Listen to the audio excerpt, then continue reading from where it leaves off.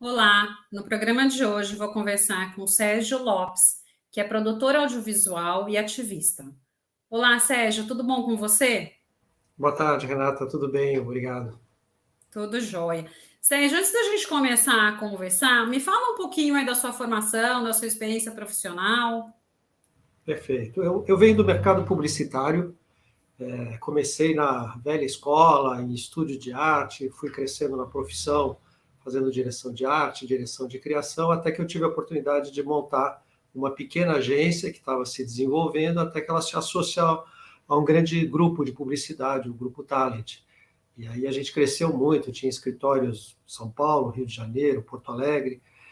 E aí, em 2007, eu estava um pouco cansado do processo da produção publicitária, do tipo de conteúdo que a gente gerava fazendo publicidade, e resolvi montar uma produtora audiovisual independente para poder fazer projetos mais pessoais, mais autorais e que me trouxesse um propósito maior, vamos dizer assim. Então, a partir daí, virei produtor audiovisual e a vida foi se transformando. Ah, bacana. E Sérgio, hoje, né, os documentários, o que você produz, né, as peças que você acaba produzindo, conta um pouquinho delas também, né? Qual que é o público-alvo, qual o tema normalmente ali abordado? Esse processo de produção ele também sofreu uma transformação ao longo do tempo. A gente começou muito aberto. O primeiro documentário que a gente fez era sobre câncer de mama. Nesse caso, ele falava com mulheres e familiares que estavam de alguma maneira se relacionando com a doença. Era sobre a superação do câncer de mama. Aí fizemos sobre inclusão escolar, moradia assistida, um documentário muito bonito que a gente gravou em Portugal, que é uma cidade de referência para esse tipo de inclusão. Até que em 2015 a nossa produtora foi convidada para fazer o que se chama integração das plataformas de mídia no Pavilhão Brasil na Expo Milão, que o tema era alimentar o planeta energia para a vida. E ali eu fui impactado, eram 140 países, eu fui impactado com a questão da produção de alimentos, desde o grande agronegócio, a tecnologia israelense, até o pessoal do Slow Food, o Vaticano tinha um stand lá com alimento social. E aí, a partir disso, eu voltei, conheci a presidente da ONG Banco de Alimentos, e aí ela tinha o desejo de desenvolver um projeto que colocasse luz no trabalho que ela, lindo trabalho que ela fazia já há 20 anos, e a gente, em parceria, desenvolveu um documentário chamado Cultura do Desperdício. A partir daí, eu meio que canalizei os trabalhos da produtora para as questões da sustentabilidade, né? A gente passou a falar com o público jovem adulto, Uhum. que tem interesse nas questões da sustentabilidade, mudanças climáticas. Então, de lá para cá, eu já fiz, além do Cultura do Desperdício, que tratava de consumo e desperdício, com foco em desperdício de alimentos, eu fiz o A Água que Falta, sobre as questões hídricas, Campo de Sustentabilidade 1 e 2, são dois documentários já nessa linha, e agora nós estamos desenvolvendo o projeto e captando para fazer um sobre logística reversa de eletroeletrônicos. Olha que bacana, hein? Um monte de tema bom aí para a gente conversar, né? Uhum. Porque acho que esse ponto aí que você comentou, da questão do alimento, né? Do impacto que isso gera, acho que pouquíssimas pessoas param de fato para ter uma reflexão sobre o impacto do cultivo, né, de todo esse processo, né, da onde você gera o alimento até chegar na casa das pessoas, o desperdício que gera desse ponto a ponto, o desperdício que gera nas nossas casas. Então, realmente, eu acho que ter uma reflexão sobre isso, e mais do que isso, né, tá muito atrelada essa discussão, a questão da fome, a questão da desigualdade ambiental, social. Então, é muito importante falar desse assunto, né? E realmente é impactante. Então, quem se aprofunda, quem vai estudar um pouquinho, leva um choque, né? Eu acho que é isso que acaba acontecendo na prática, né, Sérgio?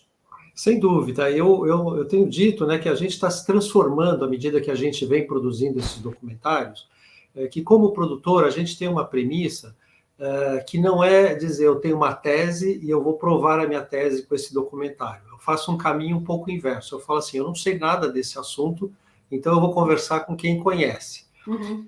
Então, nos meus documentários, você vê uma gama muito interessante de pessoas falando, que são assim, desde ativistas até técnicos, especialistas, pesquisadores, cientistas, gente da empresa privada, da iniciativa privada e do poder público.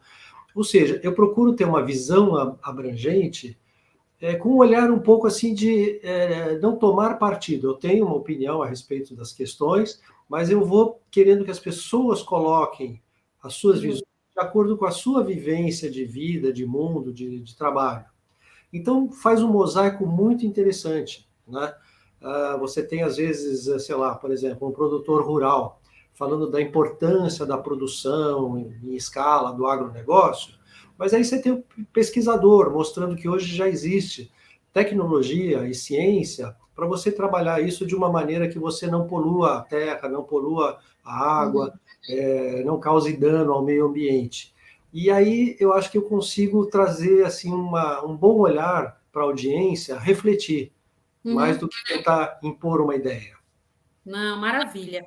E Sérgio, no documentário, né, até que você mencionou aí o campo e sustentabilidade, ele investiga aí os 6 biomas, né, as tecnologias disponíveis, que é até um pouco aí do que você está mencionando, para a prática mais sustentável na produção de alimentos, desse Sim. ponto de vista aí socioambiental, né? Você começou a falar um pouquinho, mas que outros detalhes você pode destacar nessa questão da sustentabilidade? Olha, nesse trabalho justamente a gente visitou os 6 biomas, porque a gente entende que o Brasil, por ter esse tamanho continental, né, ele tem uma diversidade muito grande de territórios, vamos dizer assim. Uhum. Então a gente teve desde lá no sul, na reserva do Taim, que é uma reserva biológica, até na Amazônia, lá no Pará, na fronteira com a Venezuela, a gente teve representante de todas essas áreas falando com a gente. Então, assim, o que ficou muito claro, né? Existem dois agronegócios funcionando hoje.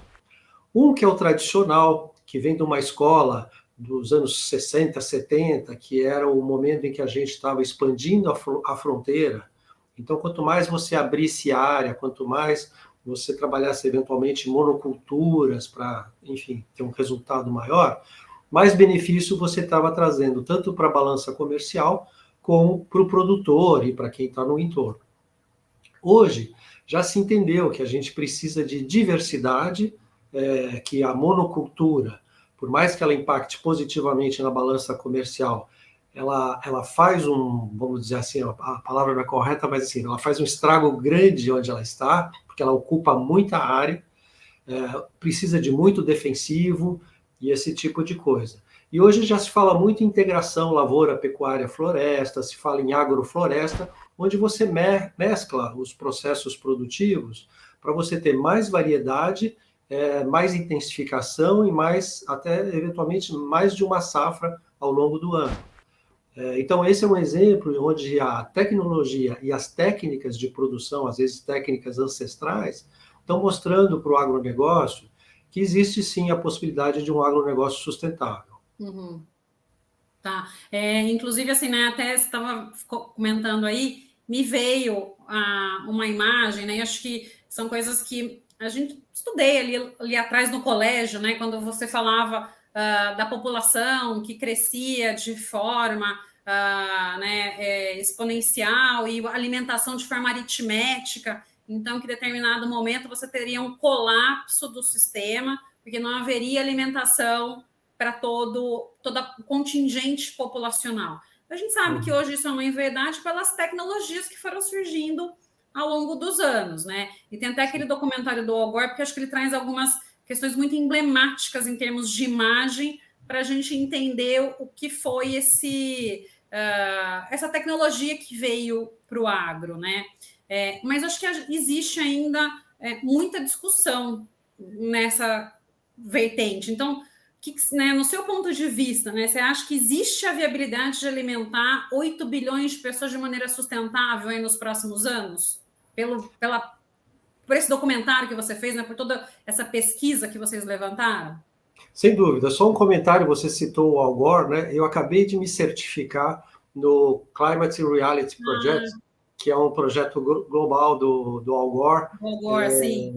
onde a gente estuda e passa a ser vamos dizer, um comunicador das questões das mudanças climáticas. Eu estou muito feliz com esse Muito esforço bacana, que a gente parabéns, fez. Sérgio.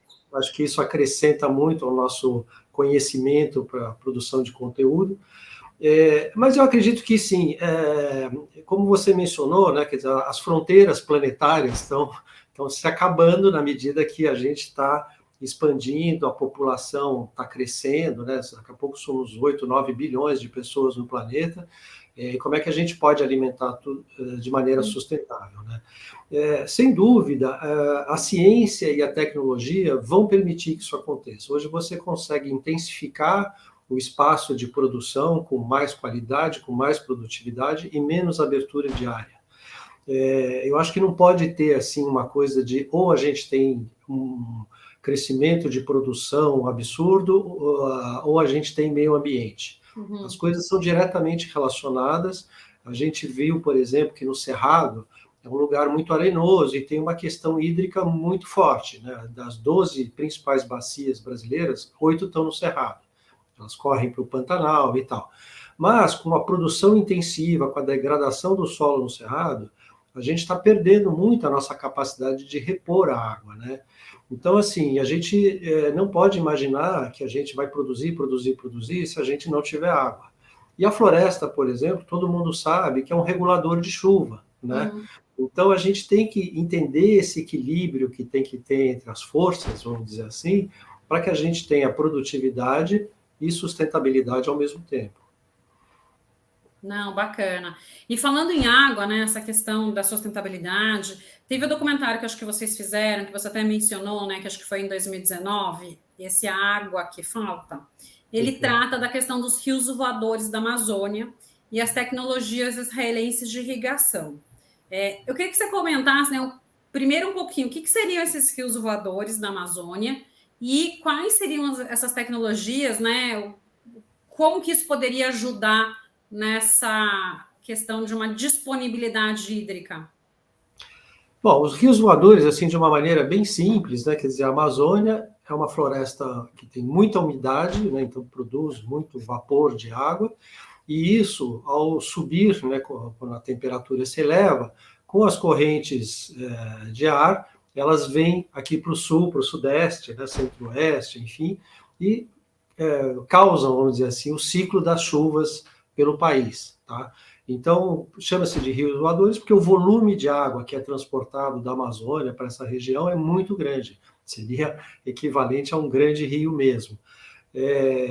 No caso da tecnologia israelense, né, a gente foi a Nova York para esse documentário entrevistar o Seth Siegel, que é um ativista americano, que ele é uma espécie do embaixador da questão hídrica de Israel, e ele falou sobre como os israelenses lidam com a água, e tem uma coisa muito curiosa, que é assim, como Israel é um local muito seco, os poucos rios que tem lá, tem o que eles chamam de guardiões do rio, que é uma pessoa que é eleita pela comunidade com poder de polícia, no sentido de que ninguém faz nada no rio sem consultar o guardião do rio e ele autorizar essa ação que, de alguma maneira, interfira no rio.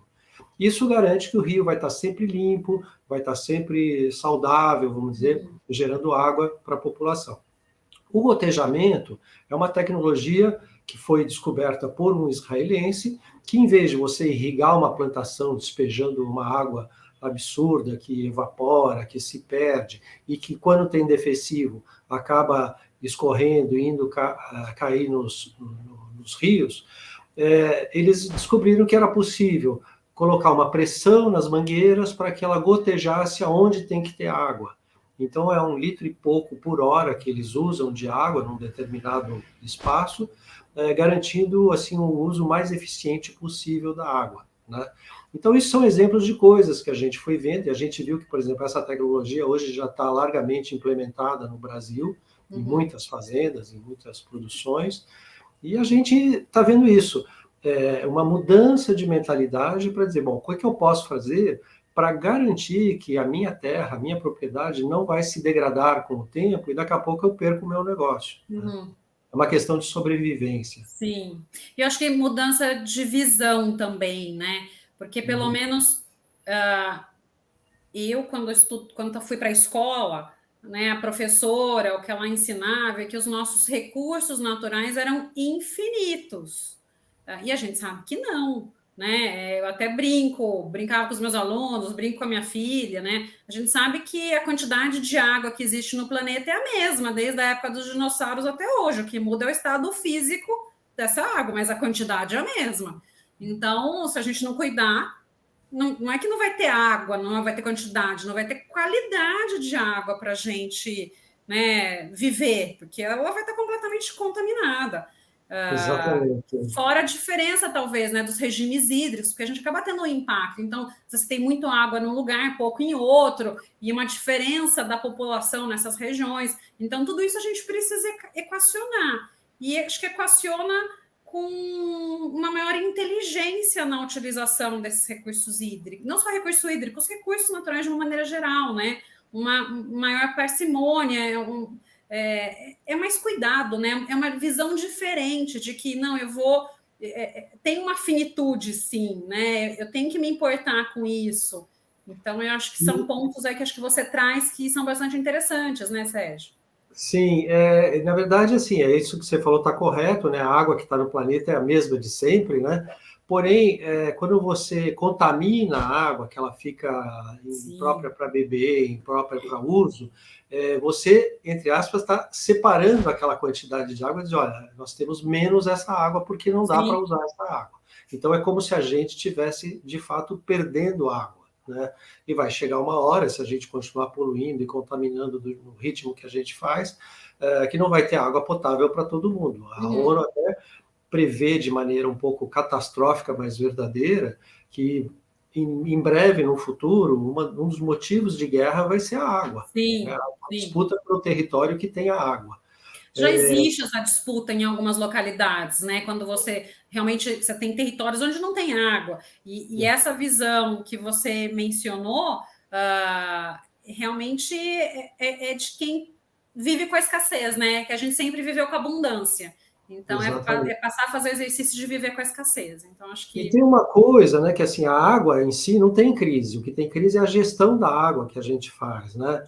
Então, assim, quando você... Aqui em São Paulo, por exemplo, onde a gente está, você capta a água lá da represa, lá na divisa de Minas, aquilo vem por tubulações, vai para uma estação de tratamento, quer dizer, tem um investimento grande em tubulação, em puxar essa água, em tratar essa água para chegar na sua torneira.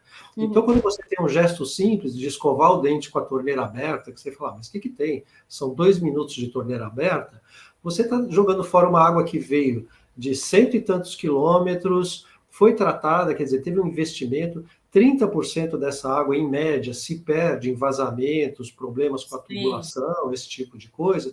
Então, não é só, eu estou escovando o dente e isso é uma bobagem. É uma bobagem, mas se você puser quantas pessoas por dia escovam o dente em São Paulo, imagina o desperdício de água que foi captada só para ser jogado fora enquanto você escova os dentes. Né? Sim, com certeza. E uma outra coisa também, né, que numa fala que você estava ali, que me veio, a questão dos poços artesianos.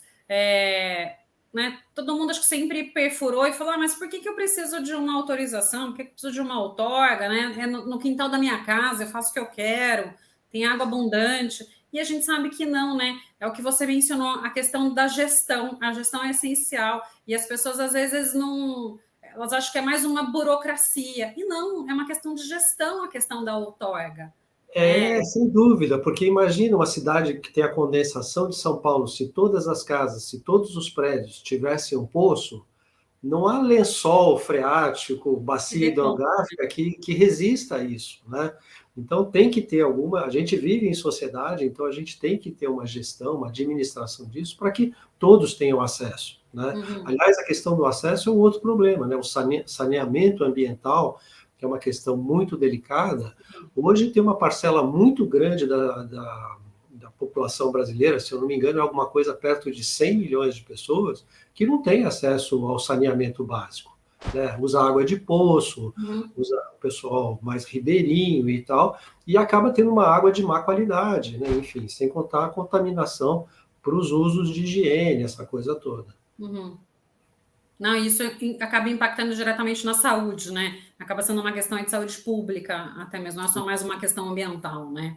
Sem dúvida. E Sérgio, tem um outro, né? Vocês também produziram aí um outro documentário, um livro com o título A Cultura do Desperdício. O que vocês abordam principalmente, né, nesse documentário? Então, esse foi o documentário que a gente fez em 2017, em parceria com a ONG Banco de Alimentos, onde a gente fala de consumo exagerado, desperdício, como um todo, de maneira filosófica e na coisa do consumo mesmo, mas usando sempre o alimento como pano de fundo, porque se você pensar em desperdício, não tem desperdício mais cruel do que o desperdício de alimento, quando você tem hoje em torno aí de 30, 33 milhões de pessoas com algum tipo de insegurança alimentar. Então, passando fome mesmo, né? Então, a gente abordou muito a questão do desperdício, do consumo, desse hábito que a gente tem, né, de consumir mais do que a gente precisa, enfim, a gente menciona nesse documentário uma coisa interessante, que é meio todo mundo sabe, mas ninguém atenta muito. No pós-guerra, a gente teve um excesso de produção, né, uma indústria de produção poderosa no planeta todo, de certa maneira, e aí, então, a abundância, ela traz o desperdício, né? Quando você tem muita oferta, você acaba não cuidando da forma como você lida com isso, né? E aí a gente começou a ter a cultura do modelo novo, né? Você tinha alguma coisa que ainda funcionava bem, que estava bom, mas que saiu um modelo novo e você queria o modelo novo. E aí você abre a tua gaveta em casa, você tem 2, 3 celulares jogados lá, um laptop velho, enfim, coisas que você normalmente teria que pensar num descarte correto, mas você vai negligenciando isso até por uma falta de conhecimento e de informação. Então a gente tratou muito disso, da questão do consumo inconsciente e do desperdício, e trouxe visões muito interessantes, desde um reciclador, um catador de latinha, né, que se considera um agente ambiental, e de fato ele até um filósofo como o Eduardo Janetti, uma futurista como a Rosa Alegria. Nós temos pessoas muito interessantes. E a ONG Banco de Alimentos, que mostrou o trabalho que eles fazem já agora há 25 anos, colhendo excedente de produção no cinturão verde, nos restaurantes, nas casas, para distribuir como alimento social. Não, e essa questão do desperdício, né? Você mencionou, e eu acho que realmente a questão alimentar é uma das que mais impacta, mas o que a gente estava mencionando, né, um pouquinho antes, a questão da água, né? Do escovar o dente com a torneira aberta, não deixa de ser um desperdício, né? É um desperdício de recurso natural e que a gente também tem que tomar o cuidado, né? No dia a dia. E a cultura. Pode falar. Não, eu só ia complementar em cima disso que você está falando, né? Que assim, às vezes você chega, abre a tua geladeira, tem uma alface lá, uma meia alface que está meio estragadinha, aí você fala, vou jogar fora, é só uma alface. A gente não considera toda a água que foi usada para produzir aquela alface, a gasolina que foi usada para transportar aquela alface, o trabalho, né? Enfim, tem um valor econômico que você joga fora, quando você joga fora meio pé de alface. Que não é só o alface, né? Tem um monte de coisa por detrás. E eu acho que o que a gente precisa adquirir é essa mentalidade de tudo que eu vou descartar, ou tudo que eu vou consumir, tem que ter uma razão, tem que ter um porquê e tem que ter uma alternativa de que, de alguma maneira, ela volte para um ciclo produtivo, né? Então, você não deve nunca, pegando o exemplo da alface, jogar fora. Você deve transformar aquilo em compostagem, em alguma coisa que possa retornar no processo produtivo. Não, isso é super importante, né? E outra coisa, outro ponto, né, que eu até ia emendar, e daí por isso que eu parei um pouquinho, que você mencionou a questão dos itens, né? Que na verdade a gente acaba adquirindo, não porque muitas vezes a gente precisa, mas porque um novo modelo foi lançado. Isso é uma cultura que a gente tem que realmente, né? Você passa a comprar não porque você precisa, é porque tem um modelo novo que saiu e que de repente, né, fulano está usando e você quer ficar igual a fulano, ou você não quer sair daquele grupo, ou você quer ter acesso à mesma tecnologia. E assim, né, eu até já mencionei isso aqui em alguns momentos, eu também não quero ficar muito repetitiva, mas você mencionou a questão do pós-guerra, né? A Europa, que eu acho que viveu a guerra em si e viveu a questão da escassez, essa cultura não está tão presente no cotidiano deles, como está nos demais países que viveram a guerra, mas de uma maneira indireta. Né? Como a gente tem o próprio Brasil, o próprio Estados Unidos, onde o consumo acaba sendo muito mais forte. E, né? Então, eu acho que esse exercício também é importante fazer. Eu tive a oportunidade de fazer meu mestrado na França, e para mim foi um choque de cultura, porque assim, eu nunca tinha me visto, né, e não me via como uma pessoa consumista. E eu fui para lá, para uma cidade muito fria, mas muito fria mesmo, que nevava por 4 meses no ano. Eu tinha uma limitação de mala, de bagagem para levar, que eu tinha uma mala, né, de 23 quilos para passar o ano, então eu tinha que ser econômica. Eu levei 2 casacos. E eu tinha mais casacos do que os franceses que moravam lá, que tinham um. E a gente acha um absurdo. Então, assim, para mim foi uma reconstrução em termos de cultura, no sentido assim, do que realmente eu preciso para viver, né? Eu que sou de fora, achava que 2 casacos não eram nada, eles viviam com um. Você fala assim, bom, então 2 realmente acho que talvez seja necessário, né? Um dá conta de você sobreviver ao inverno. Então, eu acho que é um pouco essa análise, né, crítica que a gente precisa fazer para o nosso dia a dia. Porque muitas vezes a gente sempre quer mais, né, quer o diferente, mas será que eu preciso mesmo, né? Será que... E é cultural, né? É uma coisa que a gente acostumou que é assim, então a gente quer, né? Eu venho do mercado publicitário, né? Então eu tenho muito claro isso. A propaganda, ela trabalha muito com o que te falta, não o que te sobra, né? Então ela está sempre dizendo que, olha, você não tem isso, olha, o teu vizinho tem aquilo, e coisas que te geram uma infelicidade por não ter. Quando o teu pensamento devia ser, mas eu não preciso ter isso, né? Então, se eu não preciso ter, eu não desejo ter. Então, mas a gente acaba sucumbindo a esses argumentos, né? Esse estímulo publicitário em geral, que te faz ficar infeliz se você não tem o último modelo de telefone, se você não tem o último modelo de tênis, de calça, de camisa, ou de carro. Então, a gente meio que caiu numa armadilha de trabalhar para cobrir uma carência de algo que a gente não precisa. Né? Exatamente. Eu não lembro assim que frase, eu não sei nem exatamente qual que era. Eu acho que não vou nem ser fidedigna na frase, né? Mas é que as pessoas na sociedade que a gente vive, né? Elas querem ter para impressionar quem elas nem conhecem, né?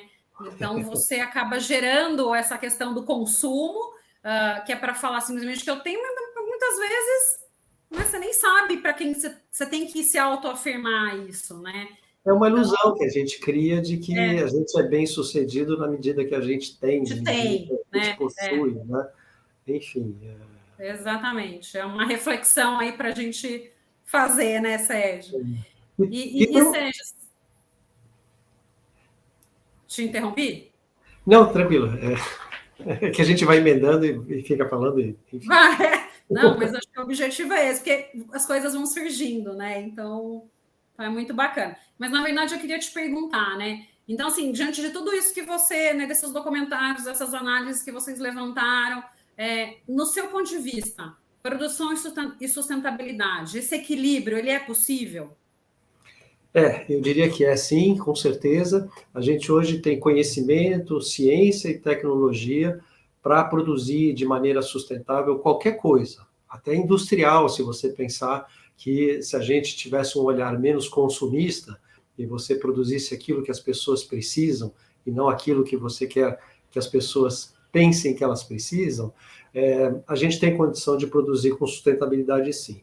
Eu costumo dizer que tudo parte do indivíduo, né? Desde assim, de como eu enxergo a minha vida, a minha forma de consumir, mas se você vai para uma grande empresa, o presidente da grande empresa é um indivíduo.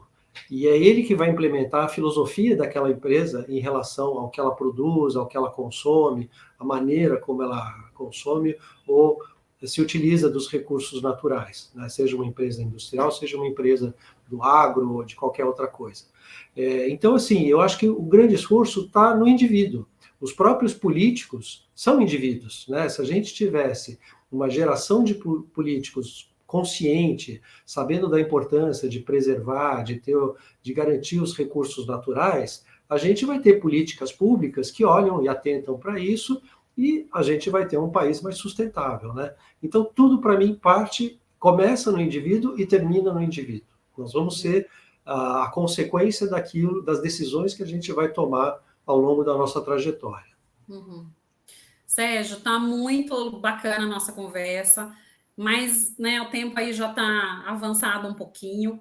E para finalizar, eu queria que você deixasse uma mensagem aqui para a nossa audiência, né? Então, que mensagem você deixaria? Olha, eu acho assim, é muito importante que a gente tenha uma reflexão muito profunda em relação né, no nosso tema aqui do meio ambiente, ao que a gente está vendo. O ar que eu estou respirando está bom, a água que eu estou bebendo está boa, a paisagem que eu tenho no meu entorno, seja nas ruas, nos rios da minha cidade, enfim, nos campos da minha cidade, é algo que me agrada? Ou está com cara de que eu estou precisando me movimentar para ter um ar melhor, para ter um rio melhor, para ter, enfim, uma paisagem nesse ponto de vista melhor, né? Então, o que eu costumo dizer para as pessoas, assim, em vez da gente ficar discutindo se está certo assim ou está errado assim, tá bom para mim assim, do ponto de vista humano, eu acho que todo mundo que pensar seriamente nisso vai ver que dá para melhorar um pouquinho e dá para fazer alguma coisa para melhorar essa situação global que a gente está tendo. As mudanças climáticas estão ficando evidentes, né? E, enfim, acho que a gente precisa acordar para isso e agir. Né? Não, maravilha. Você está certíssimo, eu acho que é muito importante essa reflexão, né? Todo mundo se questionar e ver, de repente, o que pode mudar, né? Porque acho que de pouquinho em pouquinho a gente gera uma mudança aí de forma mais coletiva, né? E impactante para o meio ambiente, que é o que a gente precisa de fato. Sérgio, muito obrigada. Foi muito bom conversar com você hoje aqui. Renata, muito obrigado a você. É um prazer estar contigo, com teus ouvintes, aí, tua audiência. Né? Muito obrigado pela oportunidade. No programa de hoje, eu conversei com Sérgio Lopes, que é produtor audiovisual e ativista. Muito obrigada a você que nos prestigiou até aqui.